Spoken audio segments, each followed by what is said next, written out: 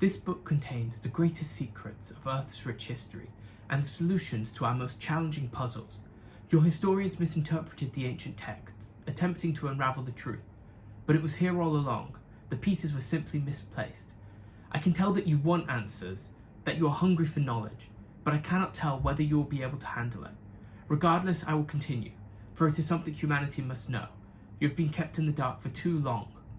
Our story starts on the supercontinent Pangaea, in a time of order and chaos, during the Age of the Birds. You can try to imagine how such creatures ruled the lands and skies, but even then you will fall short, for these birds were not of the kind you see today. No, these birds were more majestic, more colourful and more intelligent, the epitome of perfection. They were celestial beings that held no place in such an unforgiving world, and they were designed by Elith, a creator respected and feared throughout the universe. She gifted them to Pangaea, bringing beauty, life and joy to the planet. When Elith first created Pangaea, she built 88 unique areas distinguished by the differing climates and terrains. These zones varied widely in resources, ranging from diverse, thriving jungles to uniform, desolate glaciers.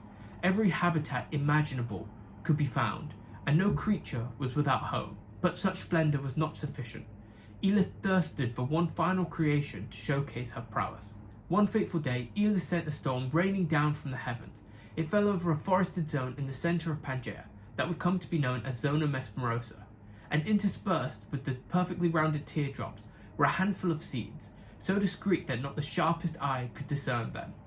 With time they each grew into extraordinary trees that bewitched their surroundings with beauty, and those in search of comfort sought the refuge of their sheltered branches. But change was destined to bloom. Year by year the trees became increasingly distended as their trunks began to fill, and when at last they erupted, they gave life to the first birds. However, none escaped the bells of war. It is a force destined to ring ceaseless throughout eternity.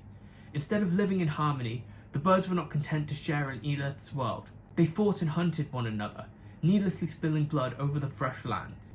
With time this escalated into the First Great War, where every bird fought tooth and claw to reign over the most grand and awe-inspiring habitats. The battles were so terrible that Elith could not sit in the heavens and watch her most beloved creations tear themselves apart.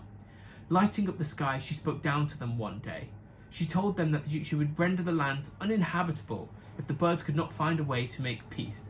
And so every bird species chose a spokesperson to represent themselves in the first Avian Council. The birds could no longer live in harmony, so they thought to split the 88 zones between the 96 species. However, no solution appealed to all. They spent 11 days and nights arguing before they came to a conclusion: the Olympiad. Every year, they would hold 3 events in which a champion from each species would compete. The challenges would test strength, speed, and intelligence, and at the end, champions would select a habitat for their species in the order that they ranked. To share the 88 zones between the 96 species, they decided to split the last 8 habitats between the 16 lowest ranked birds.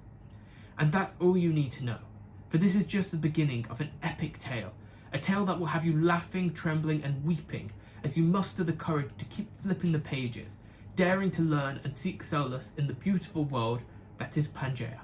I present to you a tale of ash and ruin. Thank you for watching this video. If you liked it and enjoyed it, please leave a like and subscribe, and I will keep you updated with regards to the book's progress.